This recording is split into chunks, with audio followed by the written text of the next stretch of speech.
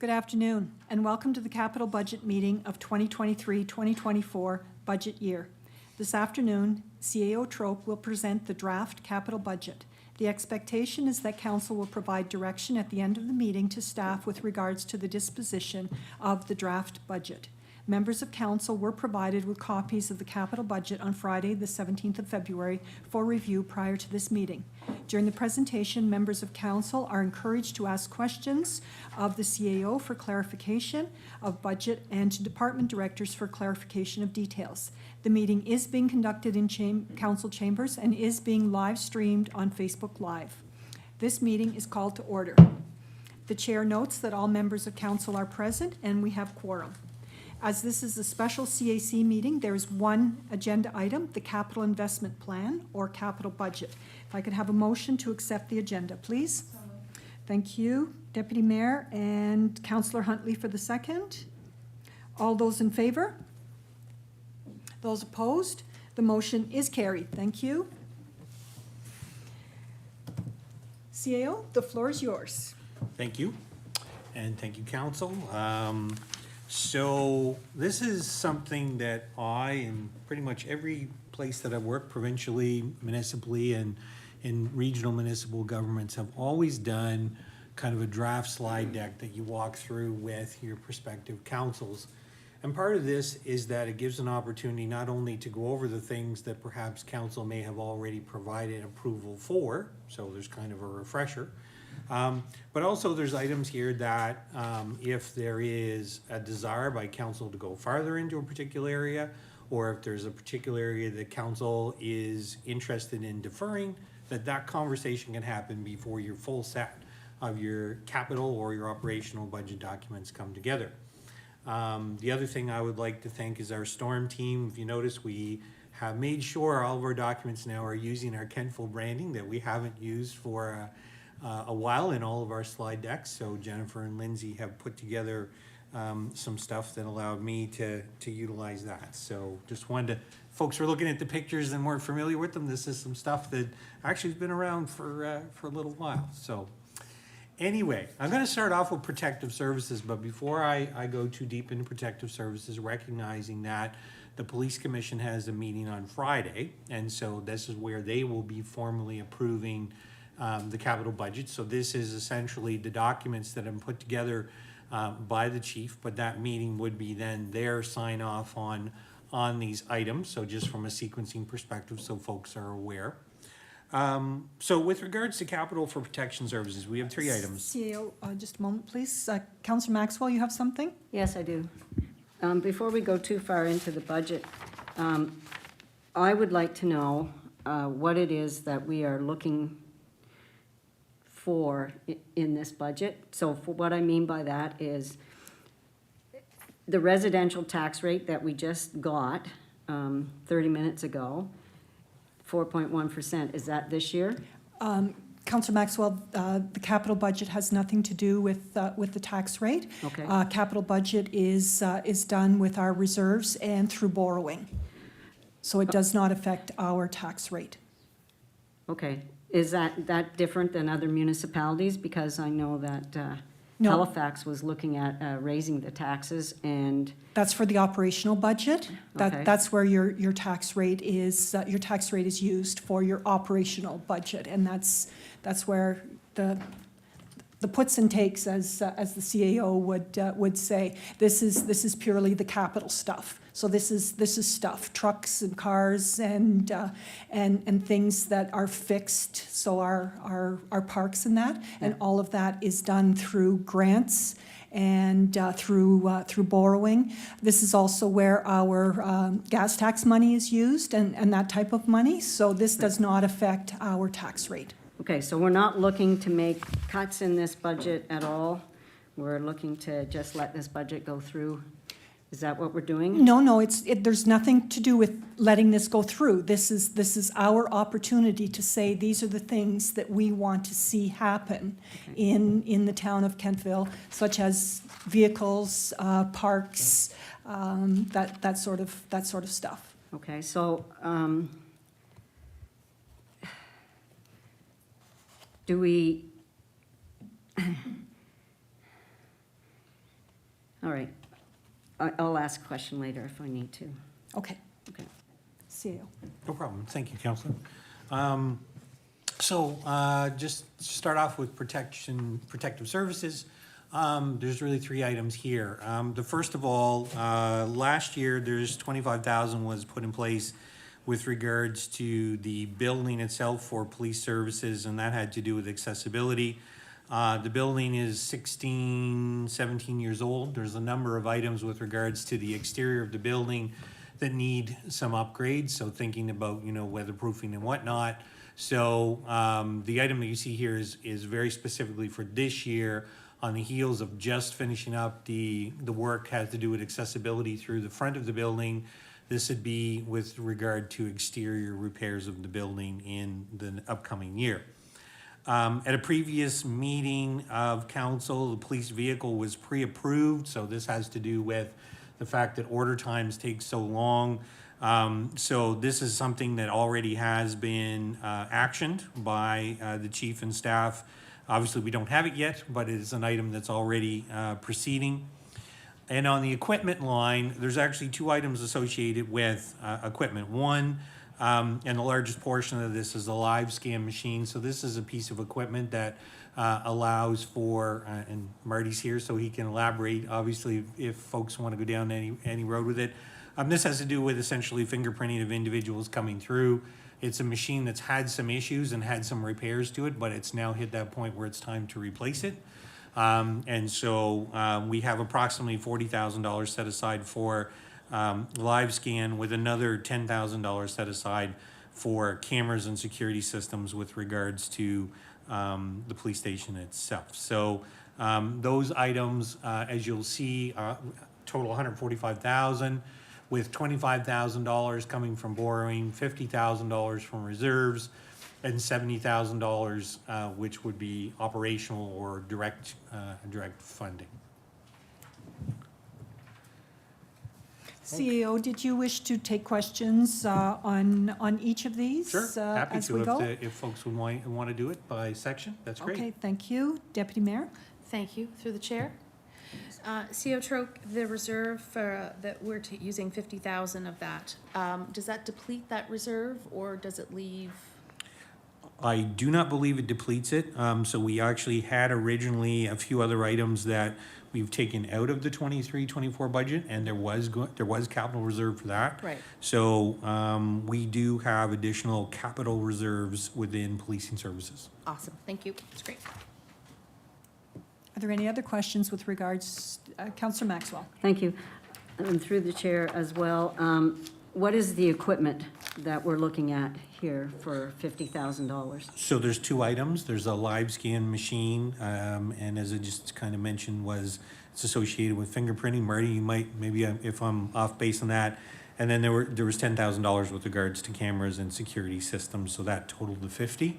I understand that particularly the live scan machine itself is an item that's had some work done to it, some repairs, and it's the type of thing where if it goes down, it actually would impact us with regards to our ability to process individuals who would come through the police station. So it's an item that we would need to go out and procure.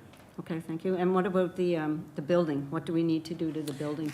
The building, it's basically exterior improvements. It has to do with, weather penetration and whatnot. The building is, like I said, 16 or 17 years old. So we kind of hit that point where there's some exterior work to be done on the building. Okay, thank you. And Deputy Mayor asked about the reserves, how much it would deplete the reserves. Will we know how much depletion will take place in each of the department's reserves on this budget? So to the council, yes. So typically what will happen, and you'll get what will be a very traditional budget document that'll show each line item, kind of how each item is funded. In this case here, I'm summarizing it just so that we can kind of have that overall discussion on it. But normally what you would see would be obviously each one of these items lined up against borrowing reserves, operational or whatever. Typically what happens is Kentville has a very healthy set of reserves. So almost every area, we are not at risk of depleting our capital reserves, with the exception of our capital sewer our capital sewer, we have depleted our reserves on that just because of the increasing costs of that over the last couple of years. Okay, thank you. You're welcome. All right, CAO?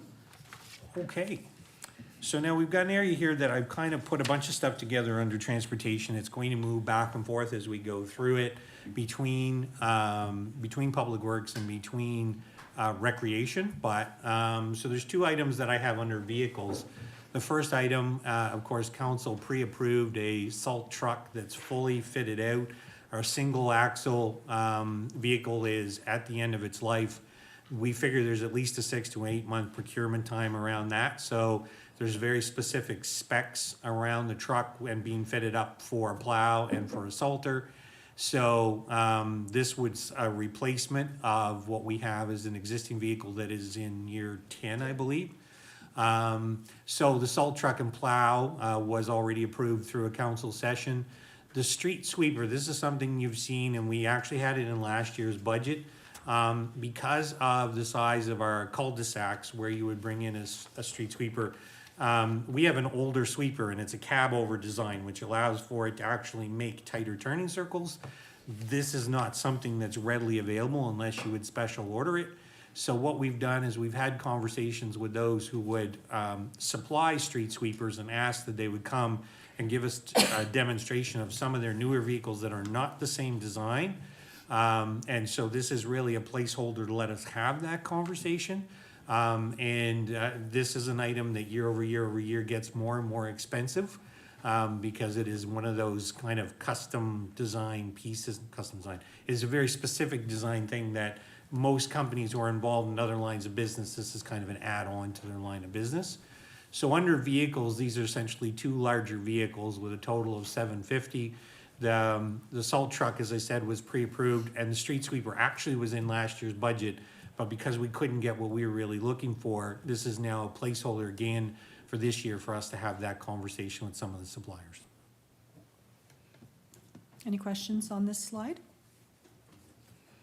Councillor Huntley? Through the chair, please. Yes. Dan, both vehicles, do we get them through the canoe procurement group? In these cases here, generally what happens is we go out with a spec, there's a number of suppliers, so they're gonna have to build it, Yeah. right, you know? And Yep. so there's actually a number of suppliers, particularly on the salt truck side here in the valley. So what'll happen is they would have a basic design single axle truck that then would be fitted up. So, it's something we generally go out with our own spec. And, whereas if we were looking at a pickup or something like that, we might go through Canoe where they would have a standardized spec with standard suppliers. Thank you. You're welcome. Councillor Gerard? Thank you, Worship. Dan, the street sweeper, I know when we approved the $400,000 plow truck, I asked Dave, this one's spent and it's got very little. Because the street sweeper is more of a specialized item, is there more of a residual, like would the net on this be better, or is it just gonna be scrap when we're finished with it? Yeah, so, we actually tried to get another used one so we could, use parts from another location. So it's one of those things where by that point in time, once the hydraulics and the mechanics start going on it, people generally not really looking for It them. just becomes a truck. Yeah, you will, there is potentially residual value outside of scrap, but that residual value is not a high item. And generally, it's because you're spending, at that point, if you decide to liquidate a sweeper, it's generally because the mechanical costs are more expensive than the operational costs. Thank you. Yeah. Are there any further questions with regards to this slide? CAO? Okay. So now we're gonna get into a little bit of, we've just kind of put this under a heading of trails and streets. And a lot of these items are very specifically to the active transportation plan. So as folks were aware, we have a multi-year active transportation plan where we're getting a large percentage of funding from our federal provincial partners. And some of the work that was planned for last year was actually deferred into this year, and it just had to do with getting contractors out in those places where we were looking to do asphalt or concrete or whatnot. And so the items that I have here are the Miners Marsh Trail, West Main Street Pathway, Meadowview, now this is the Aldershot Rail Trail. We have some signs and line painting that basically are complementing the existing line painting and whatnot that we have here in the town already. And then we have the Harvest Moon Trail Connector. As you'll note, a large percentage of this is coming from capital contributions, so that's direct funding from the AT plan. And there is a percentage of this which is borrowing, and in this case here, this would be obviously what would be our contribution towards that larger multi-million-dollar plan.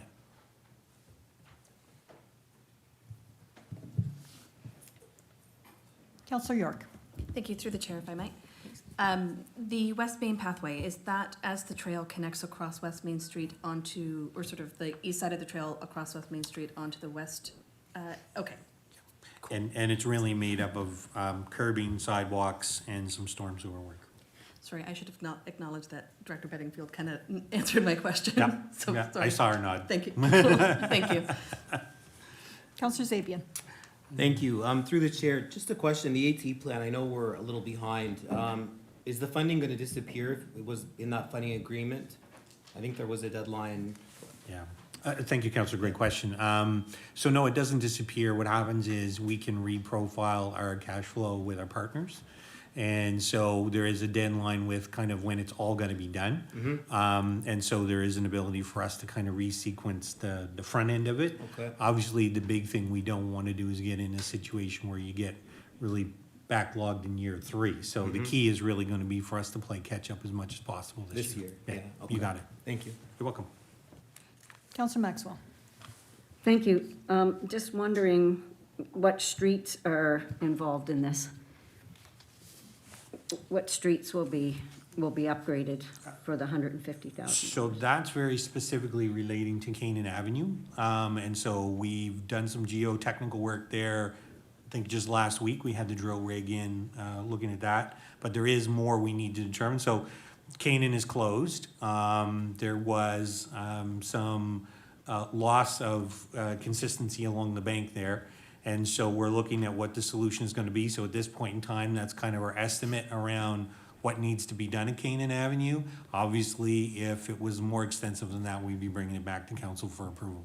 Okay, and the storm sewer, what's that relate to? South of Condon Avenue, and there's some upgrades on Park Street itself. Thank you. You're welcome. Deputy Mayor. Thank you, Worship, through the chair. The Harvest Moon Connector, so the capital contributions that we're getting between that Fed and province, is that all for the Harvest Moon Connector? The Harvest Moon Connector is 1.2 of the 1.66.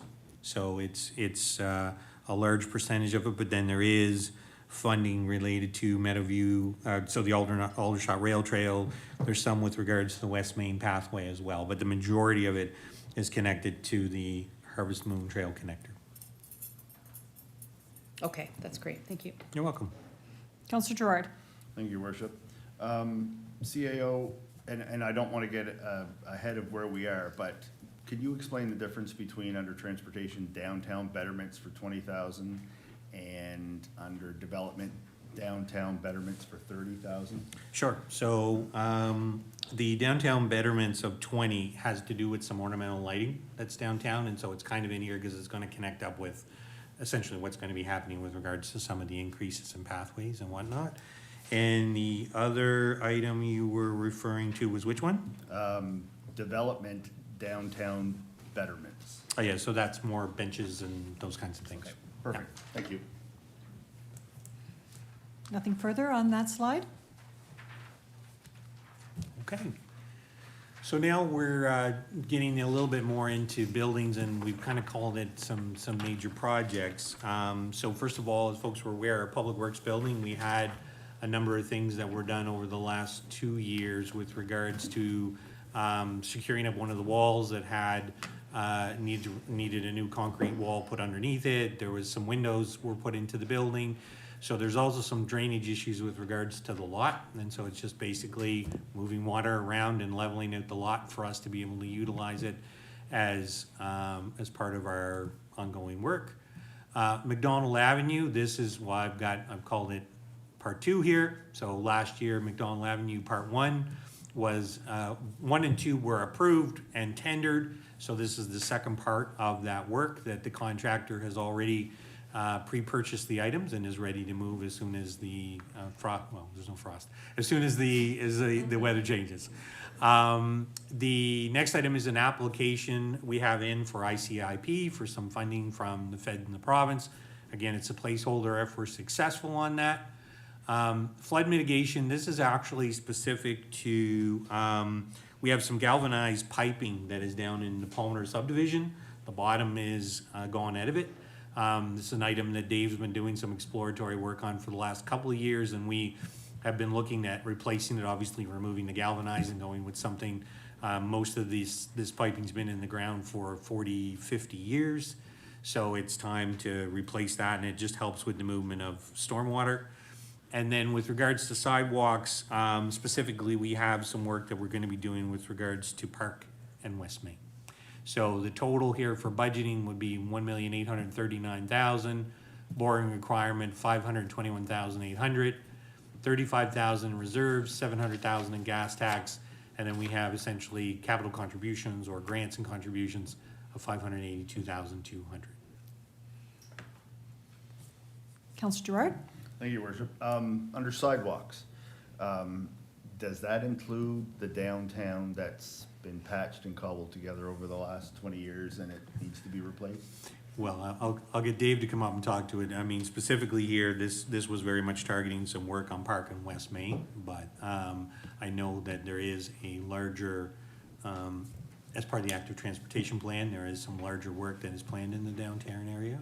But I don't believe it's necessarily tied into this particular line item at this time. Thank you. It's actually tied in the previous slide under the 1.666 Harvest Moon Trail Connector. Roughly $1 million of that 1.666 is what we're doing this year in the downtown. We'll call it what we are proposing, the inner loop of Webster, Aberdeen, this section of Maine out front, and then around Cornwallis, sort of the inner square. Phase 1, next year would be phase 2, essentially the other side of the road. That's part of that 3.66 million that we. And it's replacement, not. Replacement of curb and sidewalk, ideally curb too, where we can, because the curb is as old as the sidewalk. So the 666 is the essentially capital work in progress that was started last year, doing the downtown connector part from Justice Way through Station Lane around to Webster by the arena, connecting the multi-use and bike trail. So that's already been awarded and carryover from last year is that 666,000 is the remaining portion, but the $1 million is the downtown. Okay. So it's all grouped under Harvest Moon Connector, but really it's AT multi-location. Perfect, thank you. Councillor Maxwell? Thank you. I'm just wondering if you could explain for the public what ICIP means. So, thank you. So essentially, the federal government and the provincial government have a number of capital infrastructure, it is investing in Canadian infrastructure program, where municipal units can apply, and if their program, particularly with regards to water, sewer, transportation, are selected, then the partners effectively would cover 73 1/3%. So leaving then the municipal unit to cover the difference. So it's an incredible incentive for when you get work done to be able to stretch your taxpayer dollars. Thank you. Deputy Mayor? Thank you, Worship. Through the chair. The sidewalks for Park and West Main, assuming that those wouldn't include in front of Main Street Station. And I think I mentioned this at one of our previous council CAC meetings about that sidewalk in front of Main Street Station. And so I'm assuming that's not included in the 666,000 or the 1.66. No.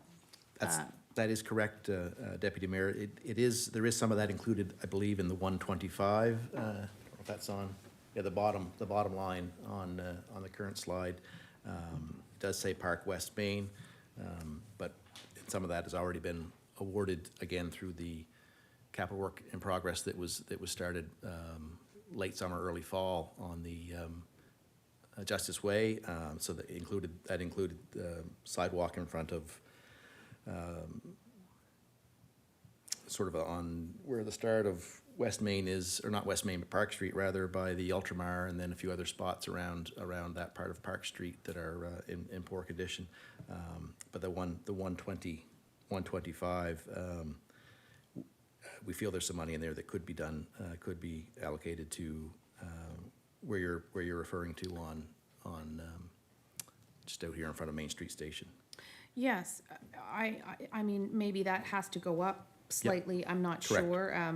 But as I've mentioned before, and I think some of my other colleagues around the Horseshoe have mentioned, that's in pretty poor shape there. I would like to see, and if that means bumping it up slightly, whatever we define slightly as. But I would like to see perhaps that number change to include that sidewalk in front. So what I can certainly do is, with Director Bell's, obviously, lead on this, is to take a look at that. And then as far as the final packages that would come back, we'd separate that out. If council wished to pursue it, and if council didn't, then at least you know specifically what you'd be talking about financially.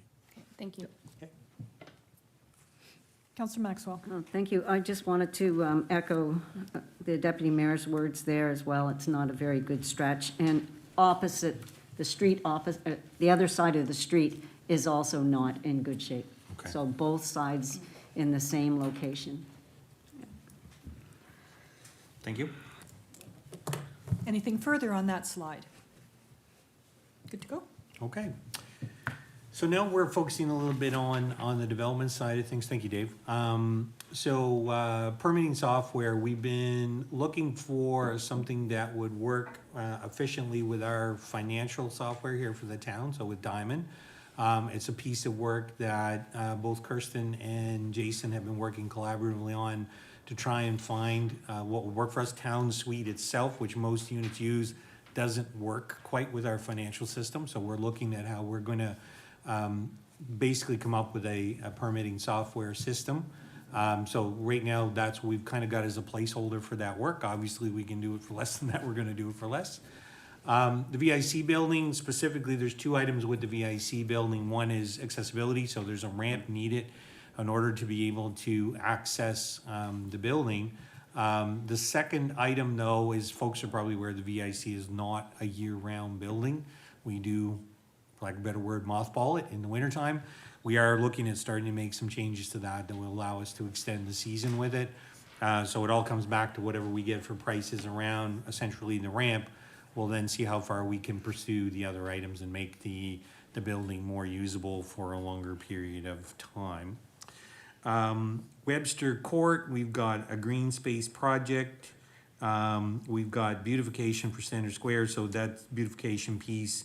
There's a fountain and some trees are planned. Downtown betterments, when we talk about that, and there's lighting, benches, bike racks have all been planned. So $101,800, all coming from a reserve that we have set aside of equal amount. Councillor York? Thank you, through the chair. I know Kirsten has her Rick Hansen certification. Do all of the accessibility additions that we're putting on spaces, do they meet that Rick Hansen certification? Or has it been at least looked at through that Yeah, lens? so I do believe they do, Okay. and one of our challenges is that Kirsten has that certification. She's very busy kind of doing a couple other things right now. So, it's obviously a thing that we also are willing to rely on some third parties who have the Okay. training as well to help us out with that. And it's just one of those things that also, those third parties are also very busy because a lot of people are doing the same thing. Yeah. Perfect, thank you. Councillor Maxwell? Thank you. Could we be more specific on the green space project? What are we looking at there? So on the green space project, specifically, there's an area that is so there's a piece of property that we are in conversation with the province about around getting some extra land. So there's a couple of smaller green spaces in the downtown, and a couple of smaller green space areas that we would like to develop. Right now, they're underutilized. And so one of the things that we're looking for on Webster Court is an area where we can increase the ability of sunshade benches and so on over and above what we're already doing. And I know this is in connection to 2 or 3 other pieces of things, so this is part of that. And so I'm happy if you'd like to bring a bigger description back after this. Okay. We had an issue up on Deer Haven where we were gonna do some surveying. Yep. But my understanding after doing a little research is that each subdivision has to set aside green space.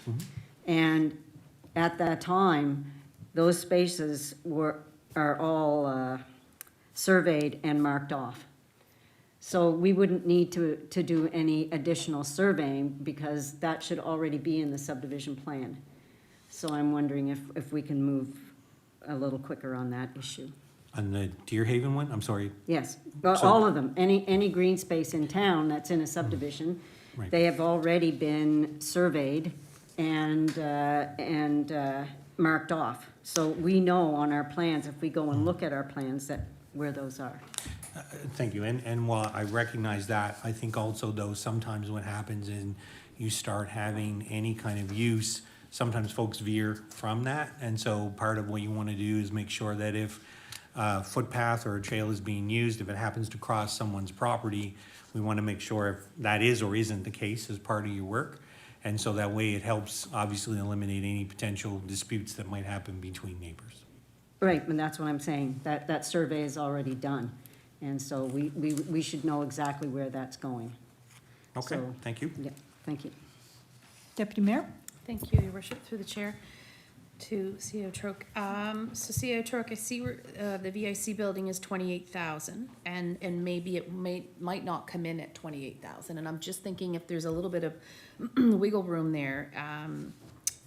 Yesterday being Heritage Day, I went to the Kentville Historical Society and saw the new roof, and I think we spent probably upwards of 28 or 30,000 on that new roof. I'm just wondering, just around that, like some of the fascia there that's all rotted, it might make sense to replace that. Gotcha, okay, thank you. Yeah, I don't know that that would be overly expensive, but So it's more, some of the smaller odd jobs, so we had, one of our folks, Jerry, did some work, last year. And based on timing, he was looking to come back. Certainly, once you start getting into the fascia work and whatnot, and we kind of were looking, as we had time to be able to continue working on it, some of those smaller jobs are harder and harder to get folks Sure. to come in and do. So I would suggest if that's something the council wants to put on as a specific item, then we kind of ring circle that as its own separate piece, and then say, okay, what do we think that's gonna run, and we would probably need to, similar to the roof, get a contractor in with proper insurances and get the work done. Otherwise, it becomes piecemeal and it's kind of Yeah. here and there. okay, thank you. Counselor Sabia? Thank you, Mayor Snow. Through the chair, CAO, I just have a question about the green space on Webster Court. I missed Director Cole's notes because he always kind of came and kind of having an idea of what was going to happen. It'd be kind of nice to know exactly where that is because maybe that 11,000 that's budgeted, maybe we could throw that onto the Historical Society building. You know, it'd be nice to have a little more picture of that. That'd be great. Thank you. Yeah, and thank you, and I certainly will bring you back kind of a better description on that. And at the end of the day, like I said, I believe it's tied into a couple of things that are ongoing, but I'll get you the information, we'll bring it back. But that 11,000 is just for that spot though, is that correct? Yeah, Correct. okay, Yeah. thank you. All right. All right. So now, we are into a number of items. So we've got first the Ravine, so this is under green space, we've got Ravine Trail. So this is basically the start, and we'll call this year one of some work with regards to some engineering in order to reopen essentially the bottom part of the trail. And then when it comes to the Miners Marsh Trail upgrades, picnic area, and the staircase, we have a couple of items where first the upgrades is very much attached to drainage. So in the upper part of one of the trails. And then we are looking at, and I'll use Rachel's words, we're gonna try and raise the trail over time, working with Ducks Unlimited. So there is a partnership piece around some of this but this is some early work that we're using drainage-wise to get us to that point with the partnerships. Then with regards to Miners Marsh, the picnic area development, there's actually, as folks are aware, there's some thinning of some areas. They need to be cleaned out, so there's better access to those areas. But also in behind the church, there's a trail there that is quite steep. It's very kind of muddy, so there's a staircase needs to go in there just to allow for better access in and out of the area. So total 85,000, borrowing would be 50,000, and there's $35,000 worth of reserves. Counselor Maxwell. Yeah, I don't know where there's a church near Miners Marsh. Oh, is it the Catholic church? Okay, and we're gonna put a staircase in that where people are making a trail to go down? Is that what we're looking at? Okay, all right, thank you. You're welcome. Okay. All right, so parks and playgrounds. We have a couple of things residual wise just on the dog park. There's some small pieces that need to be done there. This has to do with, I'm gonna use the term accessibility, kind of getting into the park and being able to get equipment in and out from a mowing and a maintenance perspective. So there was just some small changes there where there's still some work to be done. We have signage, Pocket Park at Mill Run, just discussed, Councillor Maxwell, the park trail at Deer Haven. And then Oakdene Park, there is some work to be done down there with regards to the playground, the dipping station, if I'm getting that right. I keep wanting to call it the doggy dip, and I know that's not right. The dipping station. And then with regards to the gorge itself, there's work with regards to the bridges. And Burger Hill, there's a bike track. This is actually a partnership opportunity. And it has to do with Bicycle Nova Scotia. And so they want to be able to do some courses up there. So there's work going in, and we are anticipating some funding through them, which then will allow them to put on some programming as time goes on. So we're talking 165,500, 150,000 from reserves, and then we have some capital contributions there, $15,000. Deputy Mayor.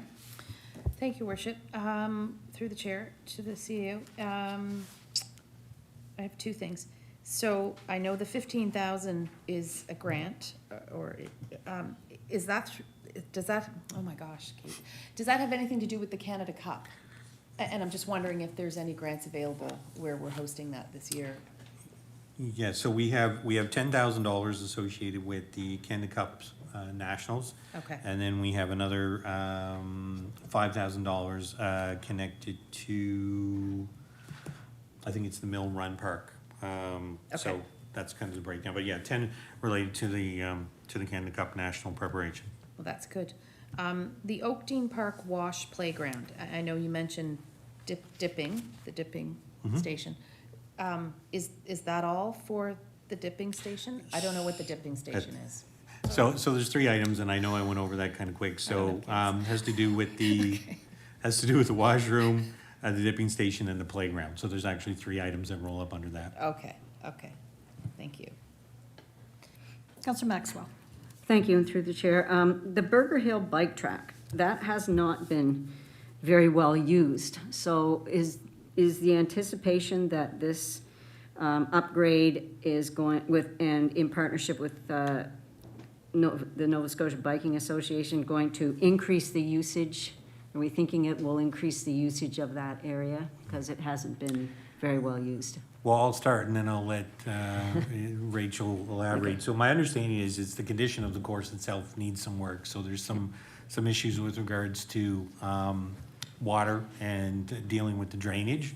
So if those items are addressed along with some changes to the course, then it would allow Bicycle Nova Scotia to use it and promote it more than it obviously was being used now. But more specifically, you know, we recognize it's not because there are some issues in the current condition that it's in. Yes, thank you. I don't, you know, I think maybe once I've seen people there using that bike trail. So I'm just wondering, you know, is it worth throwing the $30,000 at, or should we look at something else to go in there? If I may. You're right, it is underutilized. The course is currently built so that it's a race course, so it's built for speed. The thing that's have changed in the environment is one that biking itself is on the increase, but we've realized that we don't necessarily have kind of the facilities that we need in order to help grow and skill development. So the changes that are being proposed through Bicycle Nova Scotia, which is our provincial sport body, is one that they actually want to work with us to kind of make sure that Kentville becomes a bit of a mountain biking and cycling hub, which is a really key piece. That's why they're actually doing the lead work on this, and there is money that they'll be putting towards that project. The other piece is redesigning the whole piece of Burger Hill, so that it is more of a skill development piece versus a racing piece. So that's kind of the sport development piece there, without touching the sledding part, because that's very important. That's very important. Okay, thank you very much. No, you're welcome. Appreciate that. Question. Councillor York. Thank you, through the chair for my CAO. The drainage that you mentioned at the Burger Hill site, is that on the town of Kentville side, or does that get impacted by the federal land behind? Well, Is anything, that- anything on the federal land, we would leave to the federal government, and certainly there, you know, we recognize that there are things that we would be able to do with the track and where the track is located. Director Bedingfield talked about the fact is if you're changing the course to multiple skill levels, then you give people different options than ride through the muddy area. Okay, cool, thank you. Councillor Zabian. Thank you, Mayor Snow. Through the chair. CAO, it'd be nice to know of all these projects, which ones have funding. I know you just answered the question where the 15,000 was going, but it would be nice to know exactly where those contributions are for which projects, because it's hard to, all you see is the total there, and I don't know what they pertain to. And for me, it'd be nice to see how much money we're gonna get towards some of these, rather than some of it we have to spend ourselves. So if there's a way we could get that, yeah, that would be very helpful in decision making. Thank you. Absolutely, and so, Councillor, the detailed version at the end that will be coming back for council certainly would have the breakout by item. In this case here, it's kind of rolled up, so just we can make sure we have the conversation on if there's areas we missed or if there's things council really wants to enhance. Okay. Before we go, Oh. can we get a fountain in Oakdean's pond, like they have in Kingston at the park? Can we get one of those? I think we had looked into, if I may, at one point, having one that's removable, because the big issue was in the winter, people skate there a lot, assuming that we ever get winter back. So we can certainly look into that again, if you wish. We will look at it. Thank you. You're welcome. Okay, so Memorial Park. So the ball field itself, we have set aside some funding from, for irrigation. And then, yes, I'm using the term grandstands here. So we obviously have a replacement here of what we have from a seating perspective. So the seating needs to be removed. There needs to be a retaining wall fixed, and then accessible seating needs to be brought back in. So this is an item we've been doing quite a bit of exploration on. The playground gazebo, we've set aside some funding there. And then the Memorial Park, the bike course is a short track development. Again, going back to Rachel's comments around different levels of development. And the bleacher replacement and some fencing rounds us out to 515,000 with borrowing of 450 and reserves of 65,000. Counselor Maxwell. Thank you, and through the chair again. I'm wondering about the ball field irrigation. I thought our ball fields were already irrigated. Yeah, there's one field left to be irrigated. Which one? The dirt field, so the Bantam field is the field closest to the track. That is our last remaining ball field. The So- little, not the Wildcats field that I would call the great big The ball senior field. field's been done. Yeah, The field beside it's been done. yeah. And then the softball field, which is the gravel field, has been completed. And then there's one last field, and that's the, considered to be the Bantam field, Okay, so 15 under. okay, great. Thank you very much. Thank you, Craig. Counselor Gerard. Thank you, Worship. Last year, I mentioned it only because the previous facilities manager and I had talked about it. The light poles at Memorial Park were installed before I was born, in the 60s. Is there any way of getting an engineer or an expert or someone to look at the last thing you want is one of those 60 or 70-foot light poles to be coming down when kids are swimming or a ball game's on or whatever. Anyone. Sure, so certainly we can take a look at it and come back with some comment around that. I know there's been some looks at it, but I do not know the definitive answer around the replacement of them, so to come back. Thank you. You're welcome. Oh, Deputy Mayor? Thank you, Your Worship, through the chair, through to the CEO. The grandstands for 450,000. So you talked a little bit about replacing the retaining wall. Can you give just a little bit more dispo around that? It's a really, really large item, and I acknowledge that.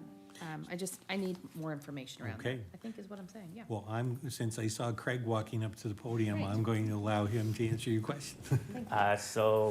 We had Giron Construction come in and check out our grandstands. They are deteriorating, the current grandstands, and they're not actually sitting on the ground any longer, so they're raised up. So there was no way to refinish the grandstands in the current condition. So we've gotten quotes for the whole work to be completed and came in around $450,000. That's for excavating, removing the concrete, landscaping the area to flatten it, put a brick retaining wall all the way around, and then to bring in an aluminum bleacher accessibility system that seats up to 500 people, which has a nice ramp coming up and accessible seating at the front. And then there's some additional funds for like landscaping the area to beautification. Okay, that's great. Very helpful. Yes, thank you. Good to go. All right, the arena. The arena itself, there is some drainage issues right now where the Zamboni sits. And so, there is, obviously multiple options to move ahead there, but the best is to have a gravity-fed drain put in to deal with the runoff. So this is an item that was identified as a problem this year, and it's an item that, we have for moving forward. The rubber flooring, I actually think is a carry forward. I believe was actually approved in last year's and it wasn't put in place yet. And then the ceiling fans and the glycol cooling system, these are items related to improving the overall efficiency in the building itself from keeping the temperature appropriate for the ice. And then the sign, this is the signage that's out front, the digital sign, but just so folks are aware, and I understand digital signs are, before my time, an issue. There is very specific parameters around digital signs that have been put forward with regards to planning, and the intent would be that this sign would follow all of those planning rules. So these items are $130,000 coming from a reserve that was set aside for the arena. Counselor Maxwell. Thank you. The rubber flooring, is that for walking into the dressing rooms with skates on, or is that what it is? Yes. Yeah, okay. Counselor Zapia. Thank you. Through the chair, and this might not be, I might need to ask Director Gentleman. The digital sign that was there, I know they're old now and they're obviously not gonna work, but how come that one ever came down? I know the one on Park Street, why it came down, but why did the one off the arena? I can't remember. I don't know with regards to why it wouldn't. So we're looking to replace that and put a new one there, I guess. Yes. Same Yeah, I can't remember what happened to that one. Did- Sorry, can you repeat the Yeah, the one, I know the one on Park Street was removed, why, but the one on the arena that was there before, what was the, It broke. okay. And they're both obviously old technology now, so they're, Yeah, and not only did it broke, but the company that we purchased it from went out of business. okay. How long was that one there? Do you know roughly? I don't know, actually. Yeah. I don't know. I don't even remember when that one was Yeah. gone. I can't remember how long it's been now. Yeah. Yeah. I do remember, so it wasn't replaced in my time, Mm-hmm. though I'm losing my memory, so anything could happen. But I do remember we've repaired it quite a bit. Okay. We did repair it quite a bit, and now it's just given up the ghost. Okay, thank you. Deputy Mayor. Thank you, Worship, through the chair. CEO Troke, I'm assuming if there were any grants through Efficiency Nova Scotia, then we would apply for those. Absolutely, and so Yeah. what we normally will do in our conservative budgeting approach is we put the item typically in here that would be the replacement cost, and we apply for those, obviously, then they come back on our books as a less expense, or, well, you have a revenue that come in would offset it. Great, thank you. Yeah. Councillor Gerard. Thank you, Worship. This is actually for you. Knowing the ordeals we've gone through with the digital sign at the park, the digital sign at the rink,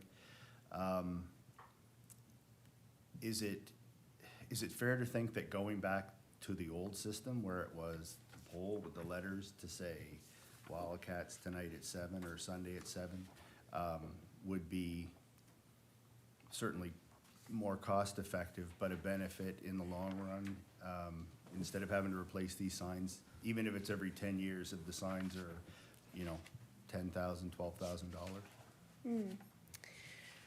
So, I don't know the answer to that from a cost-efficient perspective, but what I can tell you is how we got to this decision. So in our accessibility action plan, it actually came out that a digital sign is actually an accessibility piece, just because it provides information, and having it up high.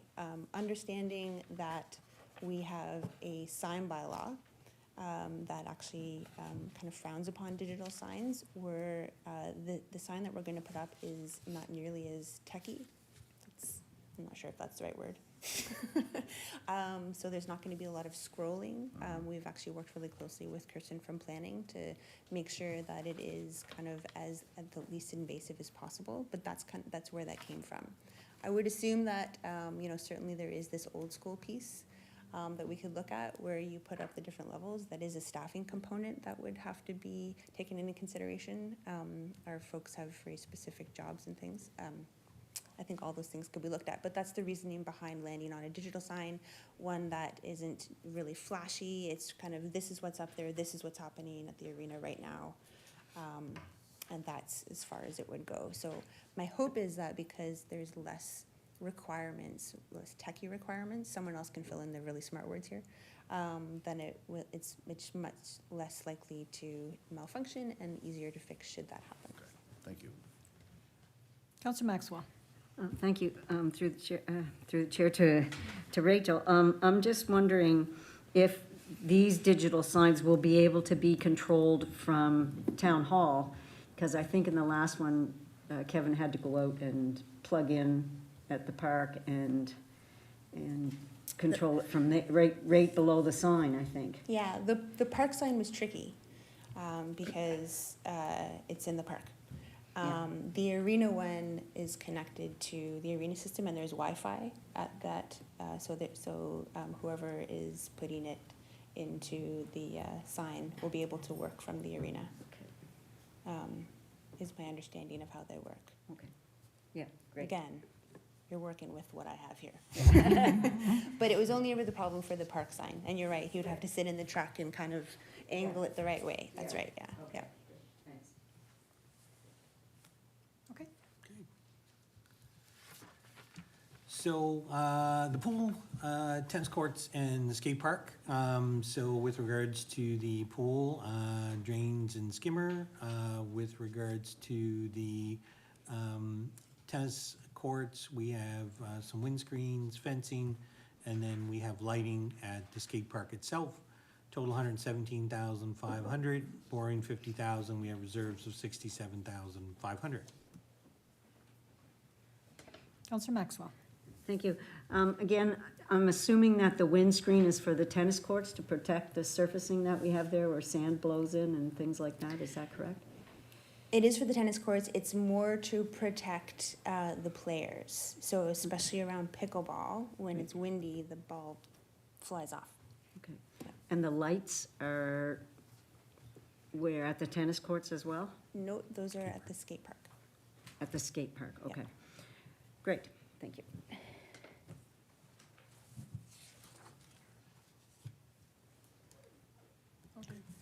So, grand total, this budget has a total of $6,369,900, of which borrowing will be $2,598,800, recognizing a large portion of that are items that are carried forward from last year when we looked at McDonald and so on. $854,800 in reserves, $700,000 in gas tax, $70,000 in operating, and $2,146,300 in capital grants. And obviously, any opportunities we can get to either add grants or add contributions from partners, we would do that. These are the ones that are known right now, that kind of in the bag, so to speak. As we kind of get into a couple slides, you'll kind of see that we do have some items when you look at what we've carried forward. This budget, essentially this year from a borrowing perspective, is $200,000 more than what was approved in last year's budget. So while it looks right now like there's a big number there, is only slightly larger, and our operational own source, and we'll talk about kind of debt servicing ratios in a minute, our operational own source is growing substantially. So our ratio, actually, as we are adding debt, the debt ratio is not going to be going up. So maybe I'll dive right into that, because that'll help with that conversation. So just to give you a sense, last year, our budget, we were going to be borrowing $1,502,900. The actual spring debenture is going to be for $637,500. So that means $865,400 of the number that I have there for this year is related to last year, and its approval was already built into last year's benchmarks. So the budget for this year, when you compare it to the 1,502 from last year, is 1,733,400. So just want to make sure folks, when they saw that number, they were understanding the comparability. Now, I know this is a little small, but the reason I put this up here is this is a piece actually we normally don't spend a lot of time on, and it's something that most municipalities will put this up. And this has to do with our financial condition indicators that you get from municipal affairs. And so every year when we're done our audits, we hand all our information to them, and they actually map this out in their report. So they are audited by us and then set up from a comparability perspective with our partners. So when you look at this from a uniform perspective, you can see where we sat in 2021, but I've carried that forward into 21 and 22, 23, 24. So our revenue, our essential overall assessment value for residential in 21-22 grew by 3.1, and as we had the gentleman here from Assessment Services, for 23-24, it actually grows by 10.6. So what's going to happen is the majority of folks who would be living in the town of Kentville, if they did not sell their house within the last 12 months, are going to be hitting the cap. So they wouldn't be experiencing a 10.6% adjustment because of that cap value. On the commercial side of things, in 21-22, commercial overall value grew by 0.5, but in 23-24, that grew by 3.2%. So just to make sure that from a relativity perspective, these are the assessment values, and this isn't the raw gross assessment, this is the refined down assessment that we use as our December, so it'll be December of 22, we receive the information and goes directly into our roll. So pulling again out of the provincial, so our debt servicing number, so our long-term consolidated debt in 2021 was 5.5 million. Capital funding, our general capital fund long-term debt was 5.1. So our debt servicing financial condition indicator was 9.2. Our debt service indicator at the end of this year closing is going to be just a hair under 8.7. So we've shrunk, and thus the borrowing and the amount coming in. So as we are going to be borrowing money to complete our projects in the coming year, we are not anticipating that we would be back to where we were in 2021 at 9.2. We're gonna be closer to the 9% range with the work that's going on. So effectively, adding services, adding the assets to the town, but our overall debt servicing ratio is going to be down from where we were in 2021. So also, just so folks are aware, and just from a debt servicing perspective, so right now, our principal repayment in 22-23 was $878,300 with interest, and then there's some short-term interest I add onto this because we carry some funding from time to time. So our total amount of money that we would repay is $995,500. Our new borrowing this year at $637,500. So we actually paid a net difference of $240,800 off of our principal in this year. So thus, our debt amount went down and our overall revenue sources went up, and therefore we had a big drop in our debt servicing ratio. Deputy Mayor. Thank you, Your Worship. Through the chair. CEO Trope, if by the end of the year, we're at a debt servicing of 8.7 or 9, that gives us a green FCI? It won't move us to green yet. And, sorry, on the debt servicing side, actually, Yeah. let me just go to my last slide. I feel like it does, but I'm not Yeah. 100% sure. Yeah, We're in so green now. yeah, we're in the green now. So we've got 3 areas. Actually, let me flip ahead here. There you go. So we have 3 areas right now where we're still yellow, and to get out of those is kind of a bit of a climb because, for example, operating reserves, we'd need to be, and I think it's 20% we'd have to be sitting at. The 3-year change in the tax rate, again, that's an item I think you need to be closer to 10%. And then the effort of 4.1, our residential tax effort, I'm going to use is not that high. So those 3 items will probably remain yellow, but everything else is in the green. And on the debt servicing ratio, the big thing folks look at, of course, appreciate many municipal units are talking about keeping their rate below 15%. Our rule that we have always, or as I understand, has always been around this table, is to make sure that your threshold is below 10. And so I wanted to use the 2021 ratio as our comparability factor, and with the intent that as we slide into 23, 24, that we'd be keeping that number at 9 or lower. Thank you very much, and I apologize. I did not review that slide yet, Okay. and I didn't notice the green and the yellow color coding, but thank you. Okay. Thank And- you. And I think it's one of those pieces that, again, and you talk about the finances of the town. The fact that, we are in a situation, A, where you have reserves and then replenish them each year. So what will happen is, at the end of the year, so right now, let's just say we've got a forecasted surplus of 30,000. If that number grows to 100 or 200, depending upon weather or whatever, that money all gets dumped directly into reserves and then is used as an offset measure. So Kenfill's been really good at kind of putting money back into those reserves and has really allowed for that flexibility on, if you want to do the project, you don't have to borrow as much money. Exactly. Thank you very much. Councillor Zabian. Thank you. Through the chair, we are gonna see a 5-year plan, right? Because I know in order for us to get the gas tax money, we have to show that. Correct. And the other question is, I know last year's budget, I think, was around 4.5 million, and the last time we got a report, we had expended, I think, 2.1 million or in around there, up until January 31st. So a lot of those projects weren't complete or might have been canceled. Is there a way to know which projects from the last one have been canceled and which ones are gonna carry forward? So none of them have been canceled. So what's happened is you've got some items that, either A, because of procurement, you were able to get them done within the fiscal year. But also you had some items where, we just knew pushing it forward, particularly when it came to some of the active transportation stuff, it didn't make sense to try and squeeze it in at the end of the season. It was better to try and procure it early in the year.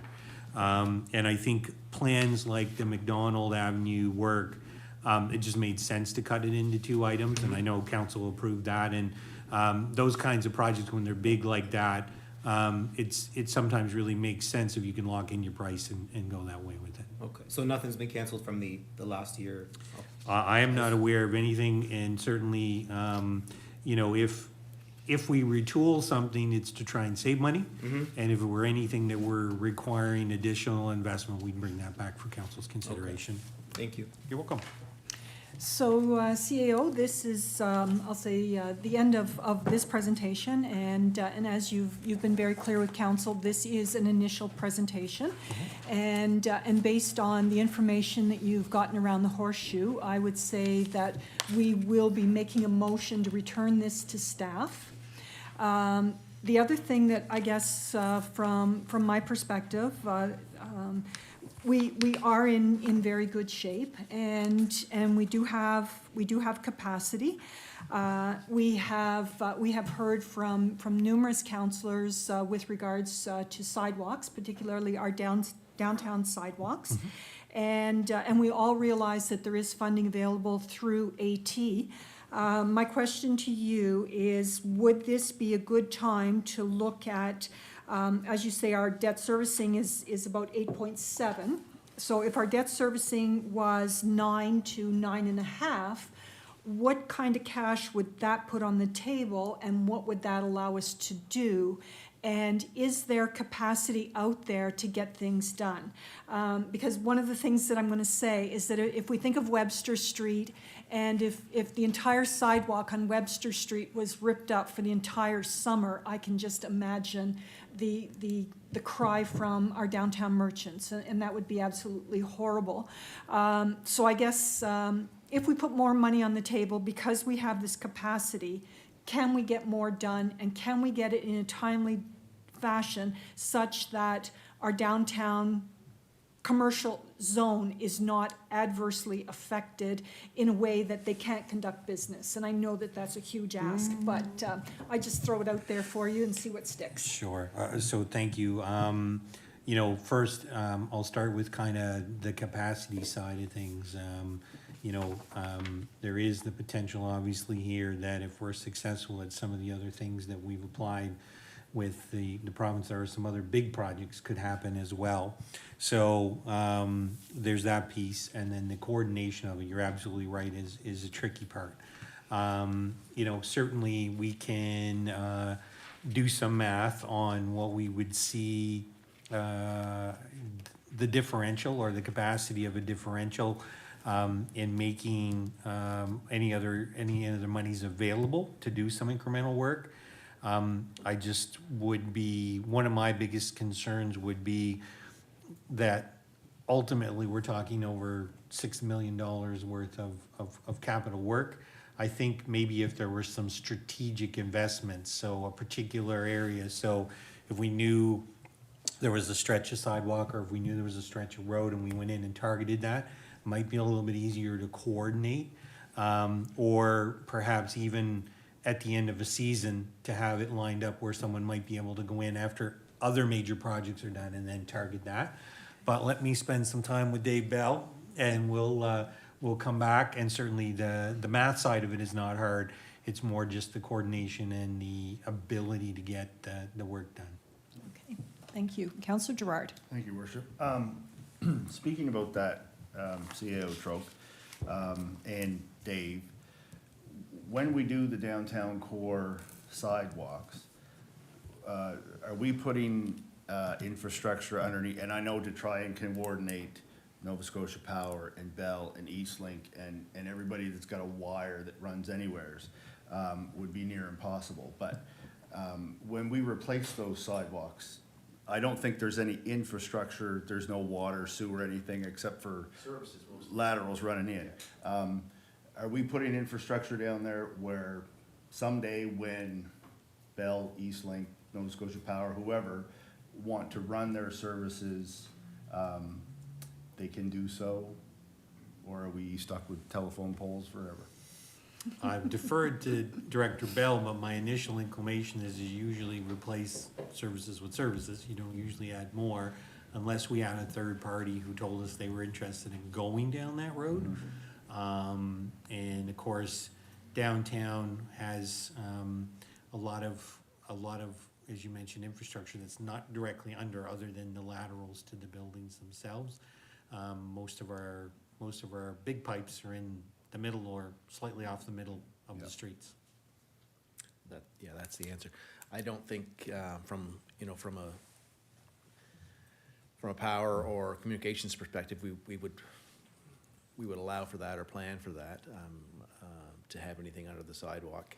They typically go, I see them more along the edge, like out in front of Town Hall here. They've been working for a few days last week, Alliant was, to repair things, and that's on the edge. There's some duct banks there, but most of the power, of course, is overhead. It's, Yep. yeah, it's not, it'd be nice if it was underground, but I don't foresee that happening That's not foreseen, okay. anytime soon. Okay, no, thank you. Counselor Maxwell. Thank you, and through the chair again, I just want to go back to pools. I'm assuming the drain and the skimmer work is in the big pool, and the drains would get our splash pad up and running, is that correct?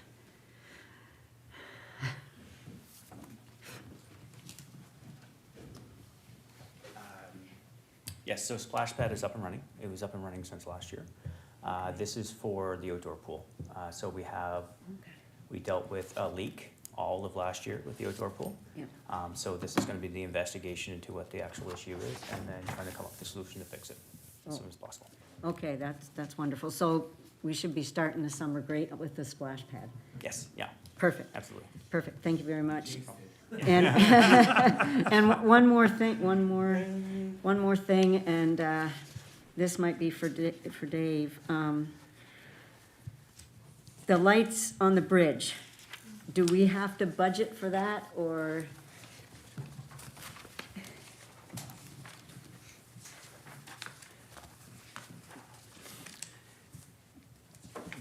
The province says they're working on a plan for us, and it's their, it is their infrastructure.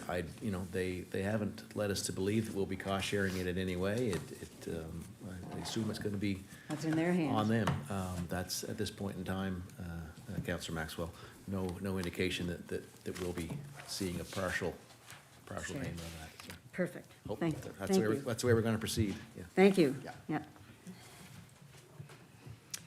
All right, so we have seen the capital investment plan. As I said, we've asked for more than what is in the plan. So I would suggest that our recommendation is that we return the draft 2028 capital investment plan to staff for changes as directed during this meeting. And the version 2 of the draft would include the project sheets, as we've mentioned numerous times. And our first potential presentation would be prior to our February 27th council meeting. But I'll leave that as an open-ended so that staff can have a look at it. And then CAO, perhaps you can come back to us with some dates, and we will arrange to meet again. Again, we will meet as committee, budget committee, and so at that time, if it meets our requirements, we will be recommending it to council for approval. So the motion would be that CAC return the draft 2023-2028 capital investment plan to staff for changes as directed during this meeting. Thank you, Deputy Mayor. And a seconder? Councillor York, thank you. It has been moved and seconded that CAC return the draft 2023-2028 capital investment plan to staff for changes as directed during this meeting. Is there any further discussion on this matter? Not, are you ready for the question? And the question is that CAC return the draft 2023-2028 capital investment plan to staff for changes as directed during this meeting.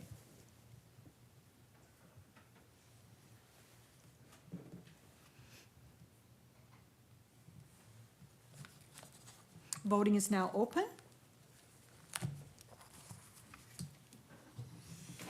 Voting is now closed, And that motion is carried. Thank you very much. And members of council, when you leave here today and you're looking at that document for a second time, if anything twigs you, please do not hesitate to send it to council and the CAO, CCing the director for which the item might be of particular interest. So again, thank you very much for your time today. Good meeting, and we have completed our agenda. Therefore, this meeting is adjourned, and the time is 5:14. Thank you, everyone.